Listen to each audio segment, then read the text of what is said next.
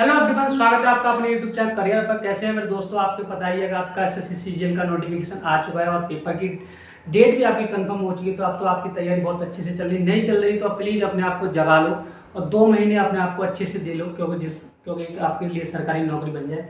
तो मैं दोबारा से वेलकम करना चाहूँगा अपने चैनल पर करियर अप पर।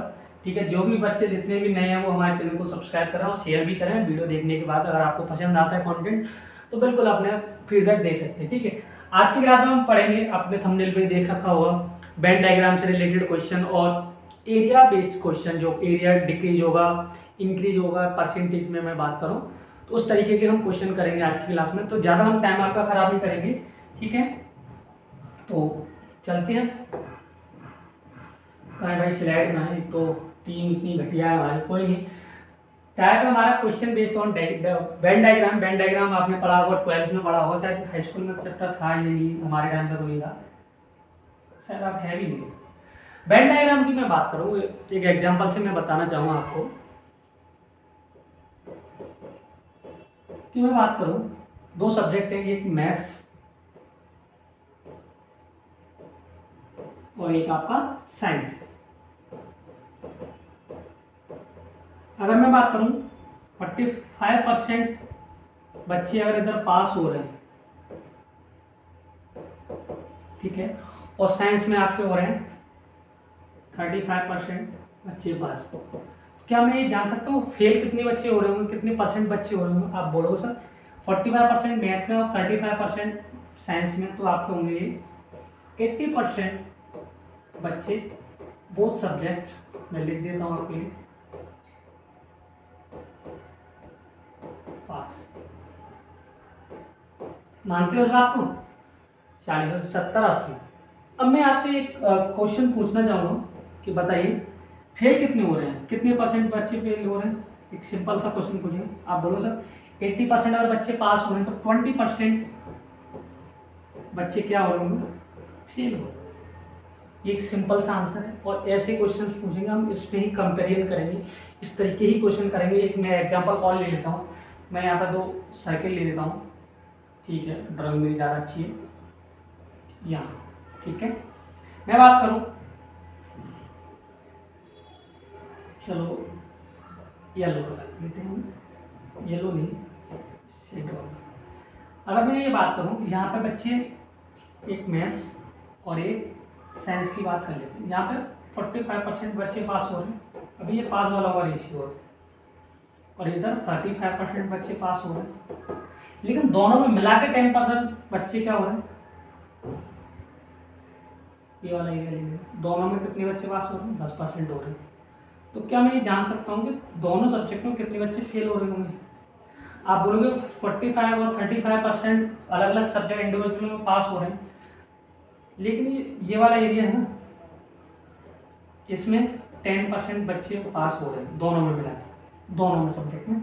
तो मैं बात करूँ 45% प्लस 35%, ठीक है, माइनस ये दोनों में पास हो रहे हैं, तो इसको मैं घटा दूंगा। 45 और 35 80 में से 10 है तो 70% बच्चे क्या होंगे? दोनों सब्जेक्ट में पास हो रहे होंगे अलग। तो मैं बात करूँ यहाँ पर 30% क्या बच्चे दोनों सब्जेक्ट में फेल हो रहे होंगे? बिल्कुल मान सकता हूँ, और यही इसका आंसर है। अगर ये पास, आपको मैंने बताया, अगर कोई बच्चा 30% बच्चा 30% किसी सब्जेक्ट में पास हो रहा है, 70% फेल हो रहा है, इतना तो आपको सेंस होगा। और मुझे लगता है आपको बिल्कुल सीजीएल की तैयारी करने वाले, कल को आप गवर्नमेंट ऑफिसर बन जाएंगे तो सेंस तो होगा बिल्कुल। ठीक है, इसीलिए रीजनिंग पढ़ाई जाती है। रीजनिंग, आप ये बताओ, कोई जीएसटी इंस्पेक्टर बन जाता है क्या उससे रीजनिंग पूछिए? नहीं पूछिएगा, तो आपसे रीजनिंग के क्वेश्चन पूछे जाएंगे। या आप सिंपल सी बात है, आपको सेंस वाली बात है। तो ये क्वेश्चन इस तरीके की टाइप को है। मैं सीधा क्वेश्चन पर ले चलूँगा, आपको इधर उधर की कोई बातें नहीं करनी, और आप भी पेन कॉपी निकाल लें। और हमारे बगल में और भी बच्चे पढ़ रहे हैं, वो भी अपनी पेन कॉपी निकालें, दांत ना निकलें। हंसने के अलावा कुछ और काम नहीं है इनके पास। समझ सकते हो कितने अव्वल दर्जे के ये हैं, समझ सकते हो मैं क्या कहना चाह रहा हूँ। ठीक है, तो पेन का कलर हम चेंज करेंगे, क्योंकि मुझे रंग बिरंगे कलरों से खेलना बहुत पसंद है। तो पहला क्वेश्चन आपकी स्क्रीन पर ये रहा। क्वेश्चन मैं पढ़ देता हूँ। इन A examination 53% of the candidate failed in the science and 48% failed in the mathematics.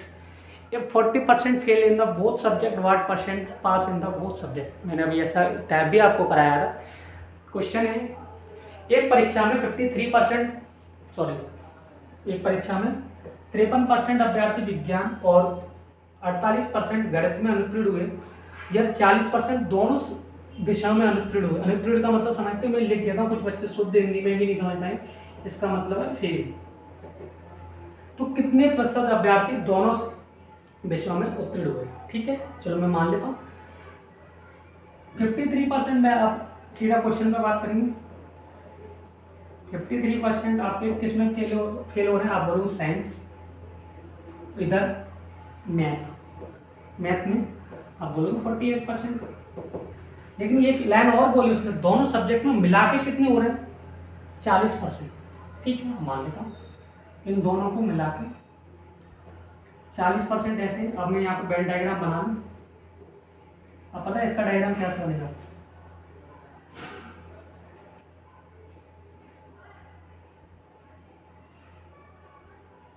ठीक है, 53 और मैथ में आपका 48%। आप बोलोगे बिल्कुल सही कह रहे हो, लेकिन एक लाइन और बोली उसने कि 40% दोनों सब्जेक्ट में क्या हो रहा है? फेल। 40 है ना, मान लेते ये फेल हो रहा है और ये भी फेल हो रहा है, दोनों मिला के कितने फेल हो रहे हैं? ठीक है, तो मैं यहाँ से अगर एड ऑन करूँगा तो 53 प्लस 48% माइनस 40% ऐसे छात्र हैं दोनों सब्जेक्ट में फेल हो रहे हैं, तो 40 माइनस करना पड़ेगा। आप बोलोगे बिल्कुल। और ये किसकी संख्या है? फेल वालों की, फेल परसेंटेज आ रहा है। ये चीज़ आपको और बता दूँ तो 53 और 48 101 में से आपका 40 जाएगा तो आप बोलोगे 61% बचेगा। 60% यानी 61% आपके ऐसे छात्र होंगे जो दोनों सब्जेक्ट में पास हो फेल हो रहे होंगे। ठीक है, तो 60 यानी 61% आपके फेल हो रहे होंगे, तो पास का मैं यहाँ से आपसे पूछता हूँ, आप बोलोगे पास कितने होंगे? तो 100 में से मैंने बोला हर चीज़ अपने आप में 100% होती है, तो 39% आपके ऐसे छात्र होंगे, 39% ऐसे छात्र हैं जो दोनों सब्जेक्ट में पास हो रहे हैं, जो ऑप्शन नंबर बी में दे रखा है आपका आंसर। मैंने बहुत आराम से समझाया आपको, एक बार फिर समझा दूंगा, आप अपनी कॉपी पे पहले नोट करेंगे, देन मैं आपको अच्छे से समझाऊंगा। मैंने बोला 53% स्टूडेंट है जो आपके साइंस में पास फेल हो रहे हैं, 48% आपके मैथ्स में और 40% छात्र यानी कि दोनों सब्जेक्ट में फेल हो रहे हैं।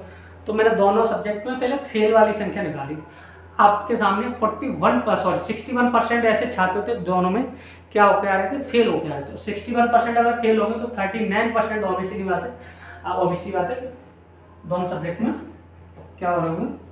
पास हो गए। ठीक है, तो option number B is the right answer. यहाँ तक किसी को कोई दिक्कत नहीं है, कोई बात नहीं, अगर है भी तो वीडियो रिमाइंड करके देख ले, इसलिए वीडियो वाला कंसेप्ट आया था। ठीक है, और चलिए नेक्स्ट क्वेश्चन पे चलेंगे। आपने स्क्रीनशॉट ले लिया होगा, चलिए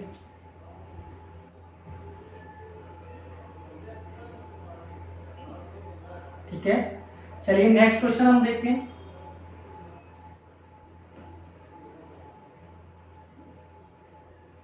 कलर थोड़े से ठीक है। In an examination, 35% of students fail in the economics, 45% fail in reasoning. If 20% student fail in the both, how much percentage student pass both subject? ये कह रहा है एक परीक्षा में 35% छात्र आपके अर्थशास्त्र में फेल हो जाते हैं और 45% 45% तर्क शक्ति यानी कि हम जो रीजनिंग में फेल हो जाते हैं, या 20% छात्र दोनों में फेल हो जाते हैं, तो कितने प्रतिशत छात्र दोनों विषयों में पास हुए थे? डिट्टो पीछे वाला क्वेश्चन जो मैंने कराया है, लेकिन डेटा चेंज है, लेकिन मैं आप इस सवाल को भी मैं कराऊंगा आपको, क्योंकि आपके दिमाग में छप जाना चाहिए ये वाला टाइप, क्योंकि ऐसे टाइप ही रिपीट होते हैं खास करके प्रीलिम्स लेवल पे। ठीक है, मेंस में भी होते हैं, ऐसा नहीं है। तो अब हम इस सवाल को करेंगे, कैसे डील करेंगे अभी हमने बताया था। 2 सर्किल लेंगे, बड़े बड़े सर्किल, कुछ और नहीं समझेंगे आप इसको, सर्किल ही है। ठीक है, थोड़ा सा लहर गया मेरा सर्किल, तो मैं चाहूँगा अच्छे से बनाए, क्योंकि कुछ बच्चे गलत कंसेप्ट में समझ जाते हैं। चलो कोई नहीं समझ रहा, ठीक है। इस सर्किल मान लेंगे, एक अज्यूम करके अपने आप हर किसी को अपना मान लेते हो, तो इसको सर्किल मानने में क्या दिक्कत जा रही है, ठीक है। तो इकोनॉमिक्स में कितने % पास फेल हो रहे हैं, ई से इकोनॉमिक्स 35% जो कि फेल हो रहे हैं, ठीक है। इसी तरीके से पता है, अभी तो मैं आपको समझाने के लिए आपका वेन डायग्राम यूज कर रहा हूँ। जब मैं आपको आपकी प्रैक्टिस हो जाएगी तो मैं डायरेक्ट भी कर दूंगा इस सवाल को, आप भी सीख पाओगे कि आपको एक लाइन में सिंगल लाइन की अप्रोच में बताऊंगा, इसके आगे डायरेक्ट ट्रिक बताऊंगा मैं आपको, ठीक है। तो कोई दिक्कत तो नहीं किसी बच्चे को, आप बोलोगे बिल्कुल नहीं, होनी भी नहीं चाहिए, अगर दिक्कत हो रही तो समस्या का विषय है, ठीक है। चलिए, और आपका रीजनिंग में कितने हो रहे हैं, रीजनिंग में फेल कितने % छात्र हो रहे हैं, आप बोलोगे 45%, समझ में आ गया। लेकिन ये चीज़ एक लाइन में बाद में और बोली कि जो दोनों में मिला के कितने हो रहे हैं, 20% छात्र ऐसे जो दोनों सब्जेक्ट में फेल हो रहे हैं। तो अभी मैंने क्या बोला था, हम फेल % ही निकाल लें सबसे पहले। फेल वाले बच्चे कितने हैं, फेल % हम निकाल लेंगे तो 5% हमारे हाथ में अपने आप आ जाएगा। तो मैंने बोला 35% प्लस 45% प्लस, सॉरी प्लस नहीं होगा, क्या होगा माइनस, तो 45 और आपका 35, 80 में से 20 गया तो आपका 60% छात्र कितने वो आ जाएंगे जो सब दोनों सब्जेक्ट में क्या हुए, फेल हो गए। तो 60% अगर आपके छात्र फेल वाले आ गए तो पास वाले आपको बताएगा 5% है। आप बोलोगे सर हर चीज़ अपने में 100% होती है, तो 100 में से 60 गया तो 40% विल बी द आंसर, जो को ऑप्शन नंबर डी में दे रखा है। समझ में आया सवाल, आप बोलोगे बिल्कुल समझ नहीं आया तो मैं सिंगल लाइन अप्रोच बता दूंगा आपको। ये वेन डायग्राम पेपर में नहीं बनाना है, इतना टाइम नहीं होता है अपनी पास, क्योंकि 36 पर क्वेश्चन हमारे पास टाइम होता है, और कोई सब क्वेश्चन 2 मिनट भी ले रहा है, कोई सेक्शन 5 सेकंड भी ले रहा है, तो एक पेपर बैलेंस से होता है। तो आपको मैं सिंगल लाइन अप्रोच बताऊंगा, आप इस सवाल को भी नोट करें, चाहे तो आप स्क्रीनशॉट ले सकते हैं, क्योंकि स्क्रीनशॉट की आपके पास सर्विस अवेलेबल है, तो सेवा का आनंद लीजिए, ठीक है। ठीक है, अब मैं सबको हटा के एक सिंगल लाइन अप्रोच बता जो आपको पेपर में बहुत ज़्यादा मदद करने वाली है। कब बता दूँ, आप बता दो। बिल्कुल, देखो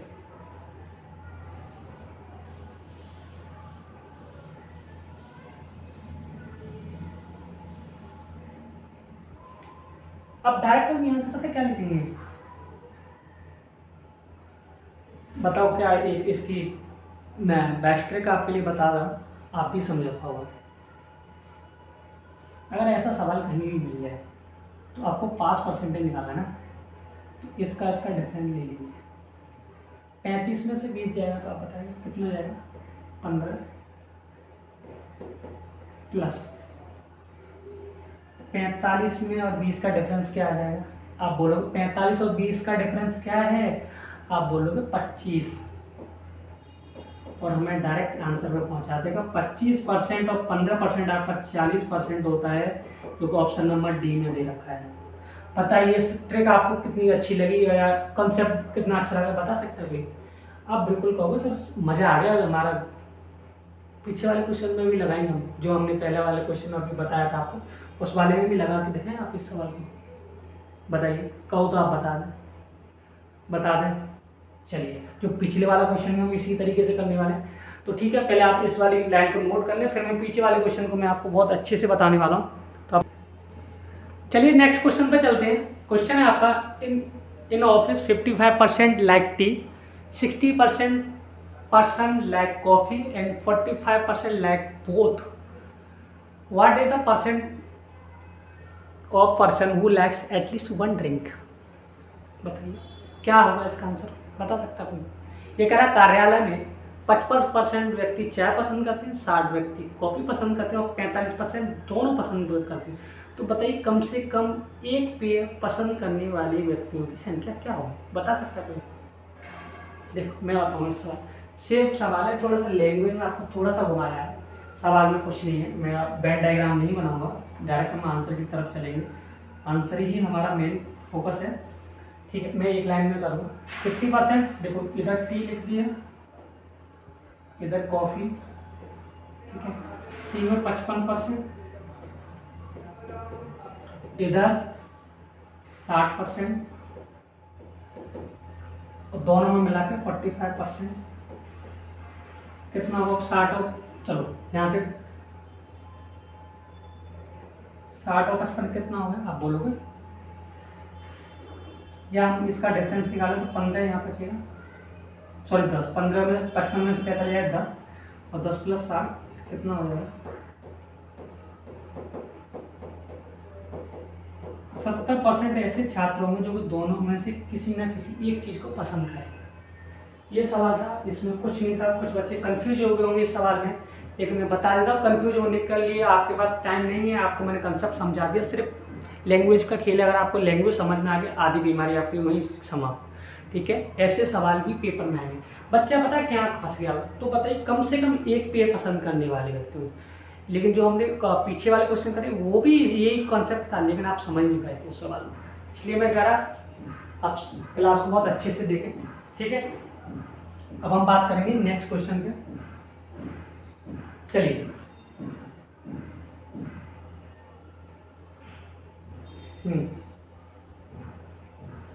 बताएगा कोई सवाल है आपका, पढ़ देता हूं मैं आपके लिए। सॉरी क्या आ गया,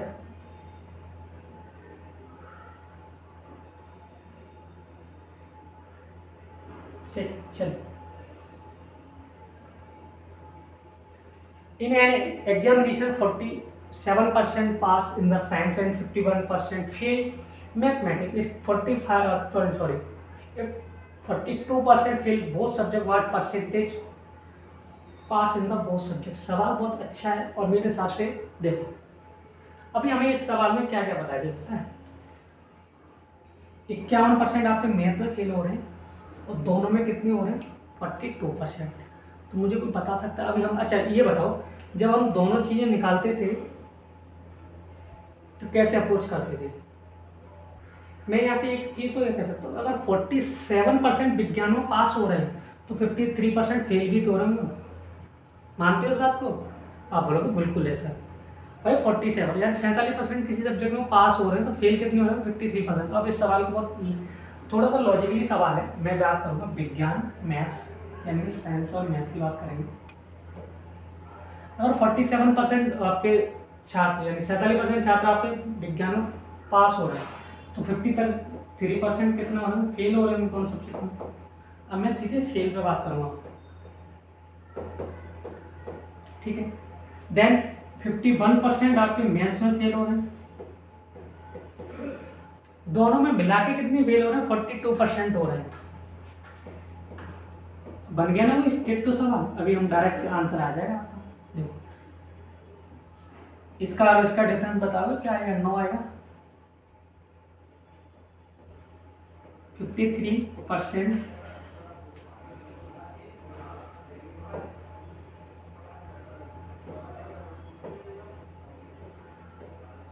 53% प्लस 9 कितना होगा 62% ऐसे छात्र हैं जो किसी न किसी सब्जेक्ट में फेल हुए, कम से कम वो अभी पीछे वाला था। तो 62% फेल परसेंट आ गया, तो बताइए पास परसेंट बता सकता है कोई बच्चा? 100 में से अगर आप 62 घटाओगे तो कितना आ जाए, अब बोलो सर 38% आपका राइट आंसर होगा। जो कि 38% ऐसे छात्र होंगे जो कि दोनों सब्जेक्ट में पास हुए होंगे। इस सवाल में आप बहुत अच्छे से देख सकते हो मैंने सवाल को कैसे अप्रोच किया, और यही तरीका आपका होना चाहिए, मैं ये चाहता हूँ पेपर में, क्योंकि इससे ना बहुत आपका टाइम नहीं, सॉरी टाइम इतना खराब नहीं होगा। देखो मैंने से बोला अगर आप ये निकालने में लग जाते हैं ना कि दोनों में पास निकालें तब भी हम पास वाले पहुँच जाते हैं, लेकिन जो मुझे सवाल इजी जहाँ से बन सकता है वहाँ से मैंने बोला मेरे पास क्या क्या है कि मैथ में फेल हो रहे हैं और दोनों सब्जेक्ट में फेल हो रहे हैं, तो मैं क्यों ना मैं साइंस में भी निकालूँ फेल कितने भाई 47% जगह अगर आपके साइंस में पास हो रहे हैं तो मैंने बोला 53% फेल भी हो रहे हैं, 53% फेल हो रहे हैं, मेरा काम बन गया आसानी से। जैसे मैंने निकाला फेल परसेंट है आपका, दोनों में फेल परसेंट आ रहा है 62%, तो 38% पास भी आ रहा है, ठीक है। तो ये सवाल इस तरीके से होगा, और इस सवाल आने की आपको उम्मीद है कि पेपर में रिपीट हो, तो आपको इसी तरीके से अप्रोच करना है, ठीक है। चलिए नेक्स्ट क्वेश्चन पर चलते हैं हम लोग।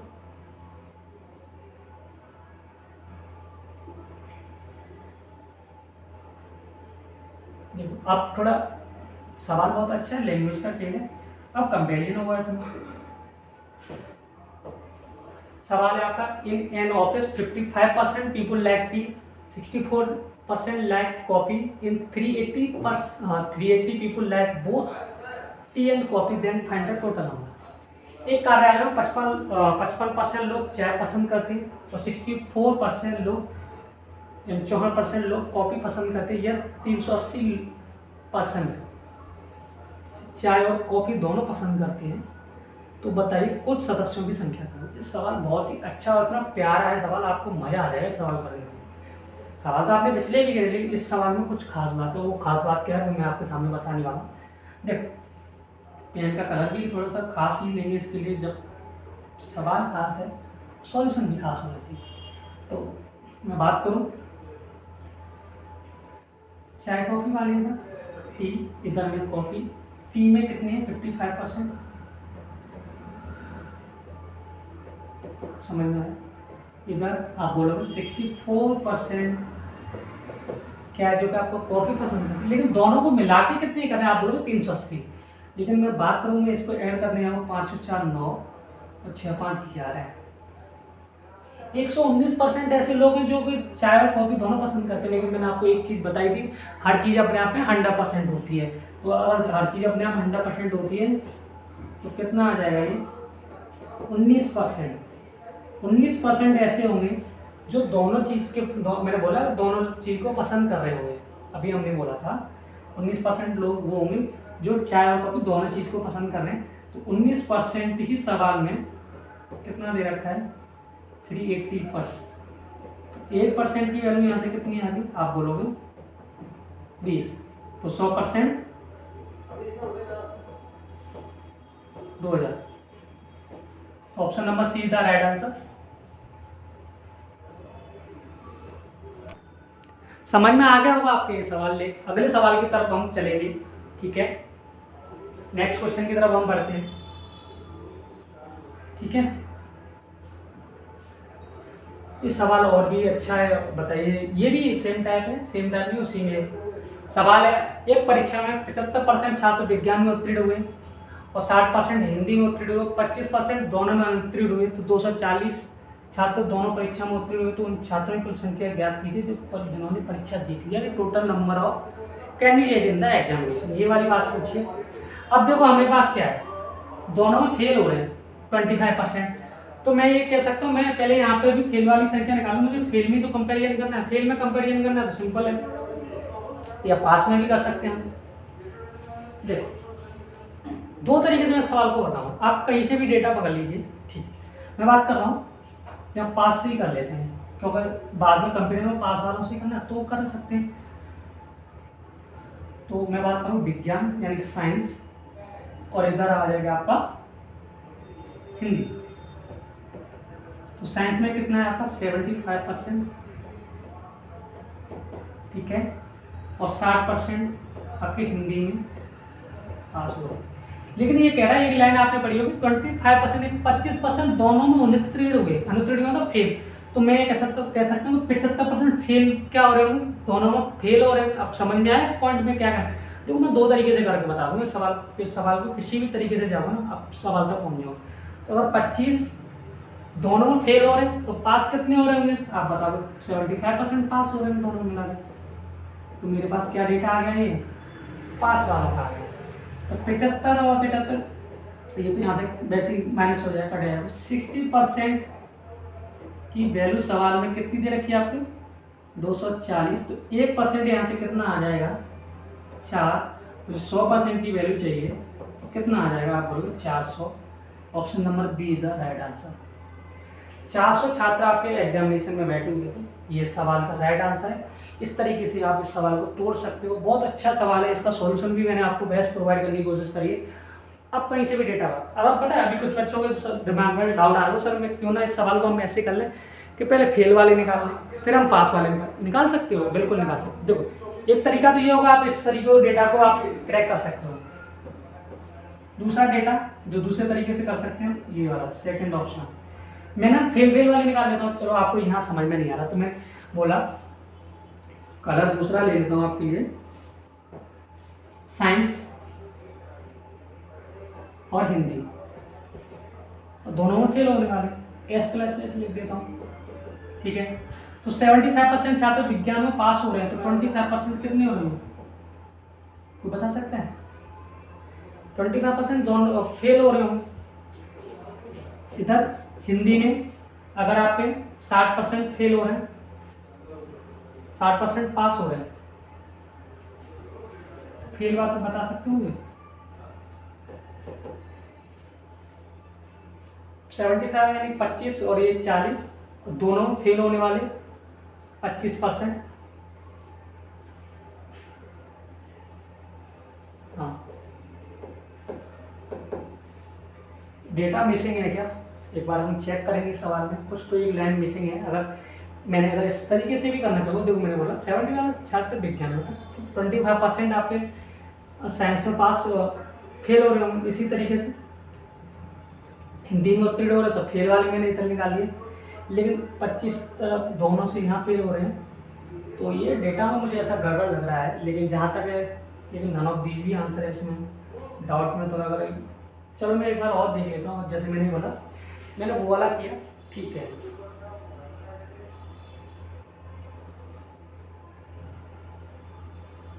तो क्या 75 में 25,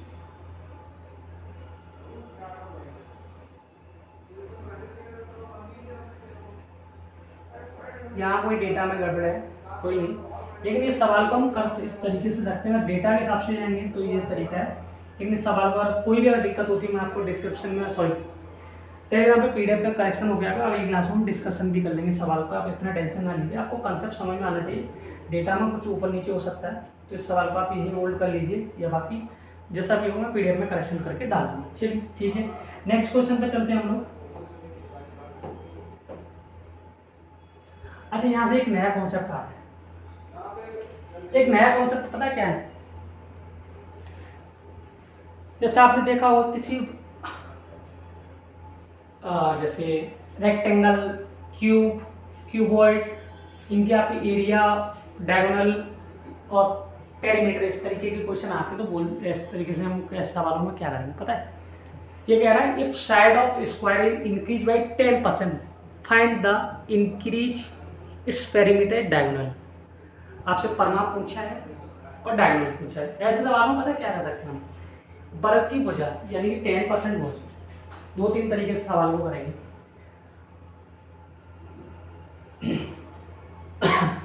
अब वर्ग की भुजा क्या होती है,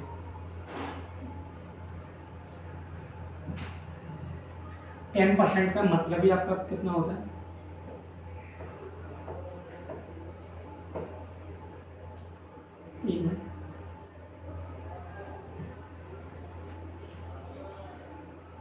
क्योंकि ये जब तक थोड़ा सा क्या पीरियड क्या हुआ पीरियड, चलो देखो 10% का मतलब होता है 1/10। पहले मैं कंसेप्ट बताऊंगा, फिर इसको ना उनको डायरेक्ट करना बताऊंगा। 10% का मतलब होता है, आप बोलोगे 1/10।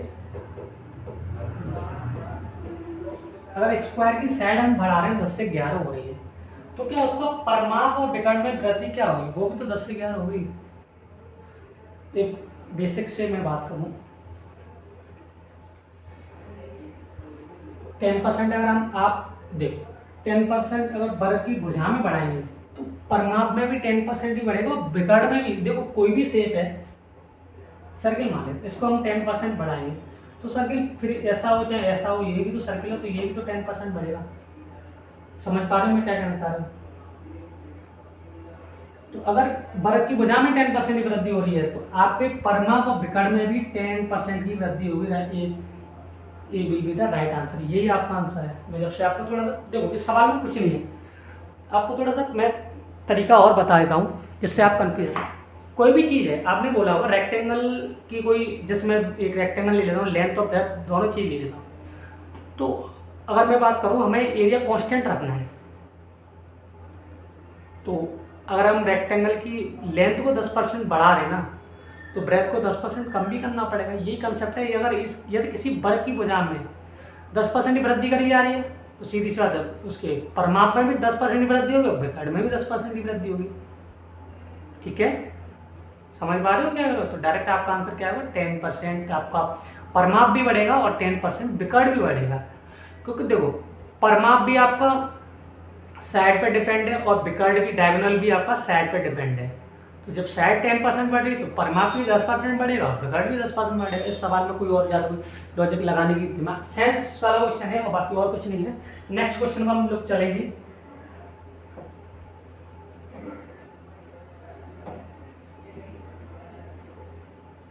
बताइए सवाल का आंसर बताइए, डायरेक्ट कर पाओगे अब तो आप इस सवाल को, अगर आपने कंसेप्ट समझ लिया ना। देखो इस सवाल में कुछ नहीं है,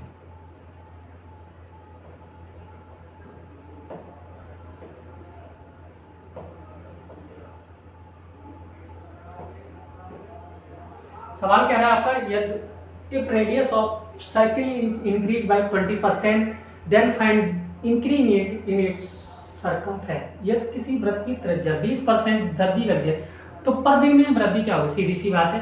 अगर आपको 20% आपकी रेडियस में वृद्धि हो रही है तो परिधि में भी आपका सर्कमफ्रेंस में भी 20% ही वृद्धि होगा। तो इस सवाल को हम बताओ कैसे करेंगे, लॉजिकली क्वेश्चन है आपका कि उसी तरह आपकी परिधि किस पर डिपेंड होगी, आपकी आर पे तो डिपेंड होगी। तो भाई जब आर आपकी 20% बढ़ रही है तो परिधि भी आपकी 20% बढ़ेगी, तो B is the right answer. और कुछ करने की जरूरत ही नहीं है। इस तरीके का सवाल बोलिए। कुछ बच्चे ने कंसेप्ट लगाए क्या बढ़ा रहा है, पता है कुछ बच्चे कह रहे हैं कि 20% का मतलब होता है 1/5, फिर जाएंगे 5 से 6, फिर परिधि बढ़ाएंगे, आंसर वही आएगा। तो हमें कंसेप्ट अगर आपको समझ में आए डायरेक्ट आप 20 मार्क करके निकलो। ये वो क्वेश्चन है 2 से 3 सेकंड वाला क्वेश्चन है, क्योंकि आपको कंसेप्ट पता है, आपको पता है ये अप्रोच लगनी सीधा लगाओ उस समय, और कोई दिक्कत यहाँ पे नहीं ना। चलिए ऐसे क्वेश्चन मैंने कई सारे लिए हैं, क्योंकि बार बार ऐसे क्वेश्चन पूछेंगे और बच्चे उनमें टाइम लगा रहे हैं, मैं देख रहा हूँ। ठीक है, चलिए अगले क्वेश्चन पे चलेंगे हम लोग।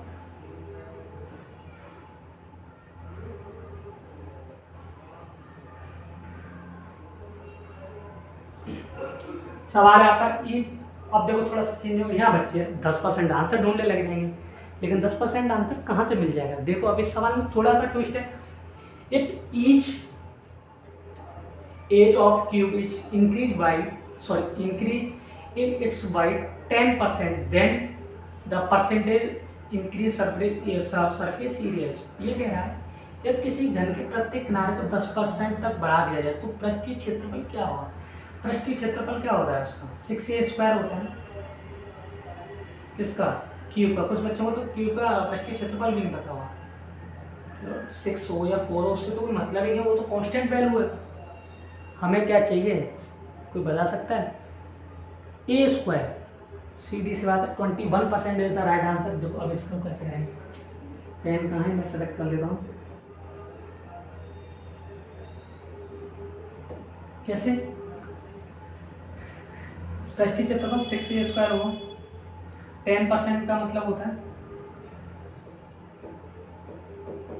1/10, इंक्रीज हो रहा है तो 10 से 11 हो जाएगी शायद। और इसका हमें निकालना क्या है, आप बोलोगे सर पृष्ठीय क्षेत्रफल बनाना है, 4a² होता है, 6a² होता है, a² यानी कि इसको हम यहाँ चेंज करेंगे ना, 6 तो कट ही जाएगा, ये 100 हो जाएगा। देखो इधर भी 6 करेंगे, इधर भी, तो 6 तो कांस्टेंट वैल्यू है। और मैं बता देता हूँ,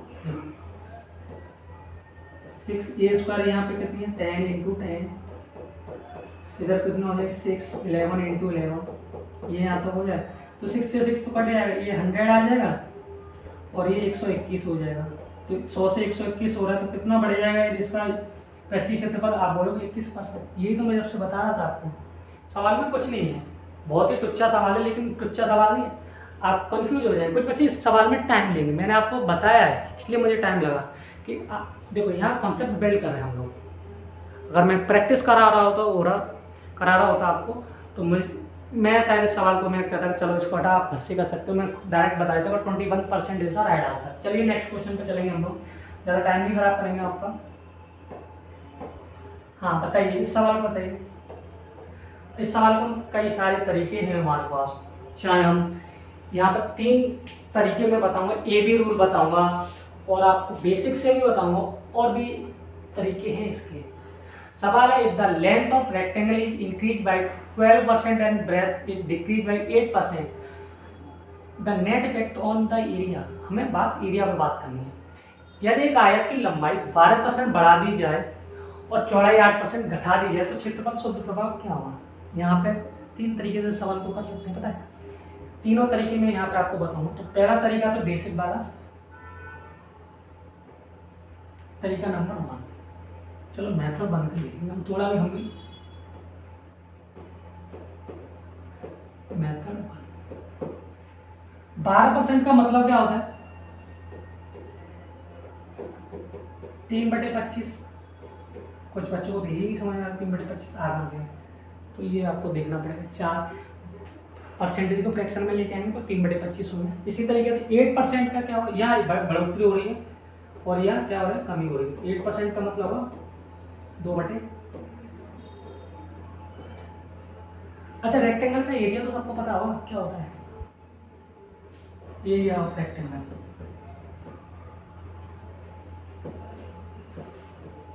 चलो मैं ऐसे रेक्टेंगल समझ लिया ना, तो कुछ और मत समझ, ठीक है। तो लेंथ और ब्रेथ का ही तो सम होता है, यही तो रेक्टेंगल का होता है। तो 25 पहले थी, अब कितनी होगी, वो बढ़ गई 28 हो गई ब्रेथ। और पहले आपका ब्रेथ कितनी, यानी चौड़ाई कितनी थी 50, लेकिन अब कितनी होगी, आप बोलोगे घट के कितनी होगी, 48 होगी ना। 4 से 2, सॉरी 4 से 2 है ना, तो ये 25 हो जाएगा, सॉरी 2/25 हो, 25 23 रह जाएगा आपको। तो कंपेरिजन करेंगे तो 25 पंजे 125, 1250। और यहाँ इसका गुणा करने जाएंगे तो कुछ बच्चे 28 गुणा 30 करेंगे। मैं बताऊँ कैसे करेंगे आप इतना तो 28 को मैं इस तरीके से लिख सकता हूँ, 7 गुणा 4 में लिख सकता हूँ। अब आप तो लिख सकते हो 28 की मत करो, आप 7 ही कर लो। 7 से 21, 7 दूनी 14, 14 2 16। अब तो 4 से कर सकते हो, 4 1 4, 4 6 24, 2 4 1 4।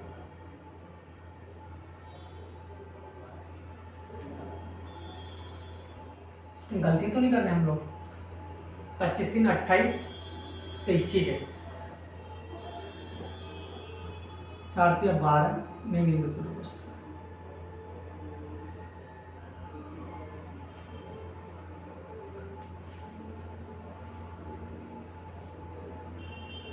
यहाँ पे गलती करें तो यहाँ पे भी 1 मिनट है ना, दोबारा मैं बता दूँ।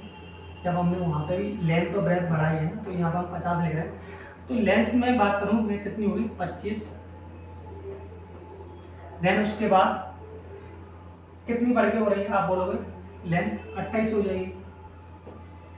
वहाँ पे ही हम बात करें 25 आपकी कितनी है, ब्रेथ में क्या 2/25 की कमी हो रही है। तो मैं बात करूँ तो पहले ब्रेथ कितनी थी 25, अब कितनी हो जाएगी ब्रेथ 23। 25 गुणा 25 कितना हो जाएगा 625, और ये कितना हो जाएगा, यही तो एरिया निकलेगा। लेंथ ऑफ ब्रेथ का सम ही तो एरिया होता है, सॉरी मल्टीप्लाई।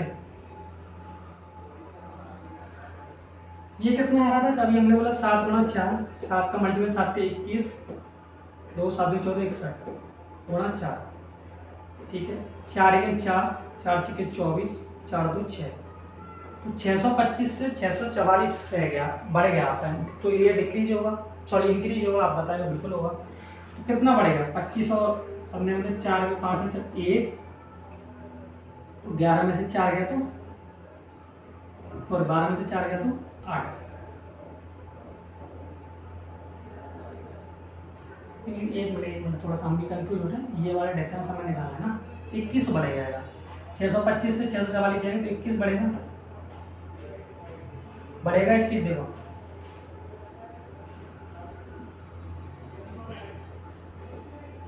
उन्नीस बढ़ेगा, सॉरी ये 3 में से 2 19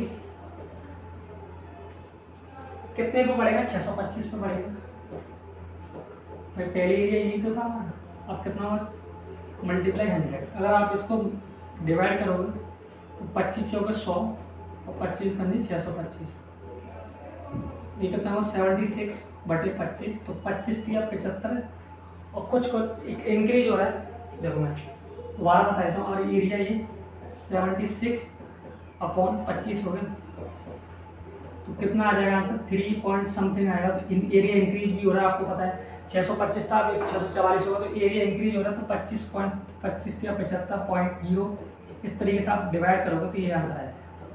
तो ये तो बिल्कुल बेसिक तरीका जो शुद्ध देसी में, लेकिन इस सवाल में आपको पता है कितनी कैलकुलेशन आपको करनी पड़ रही है, और मैं भी भूल जा रहा हूँ तो आप भी भूल सकते हो कैलकुलेशन में, लेकिन हमें पेपर में कैलकुलेशन नहीं करनी। ये तो मेथड आपका 1 हो गया।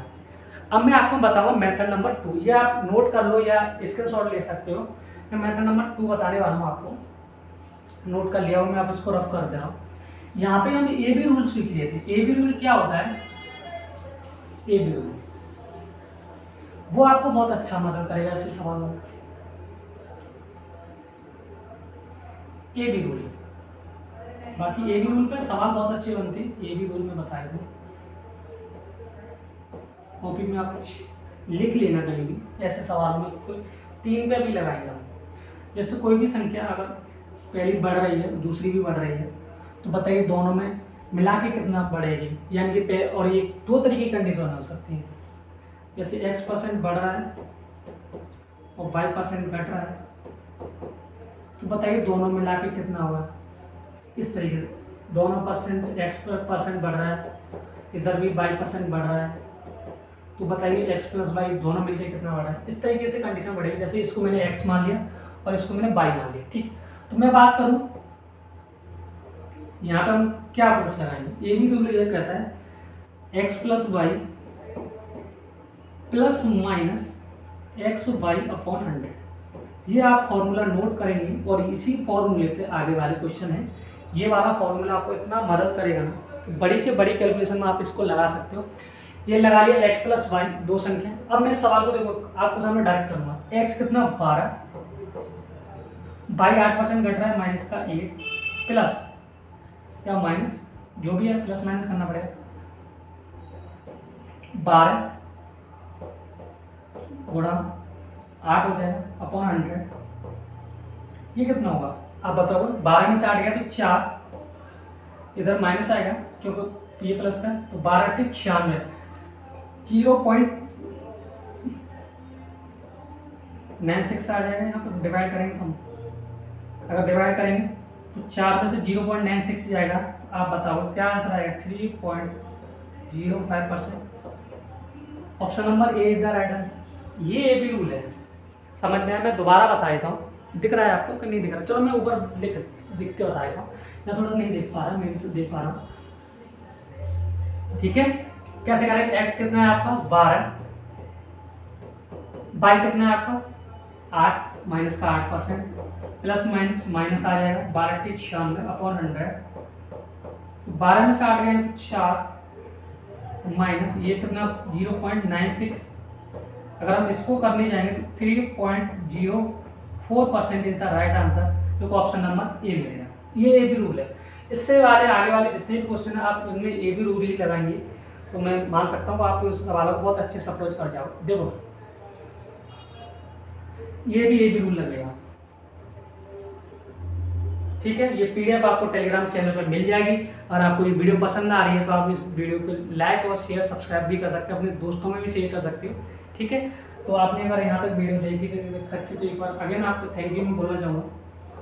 जब तक आप सपोर्ट नहीं करेंगे तब तक ये चैनल आगे नहीं जाएगा, ठीक है, क्योंकि ऑडियंस से ही चैनल है।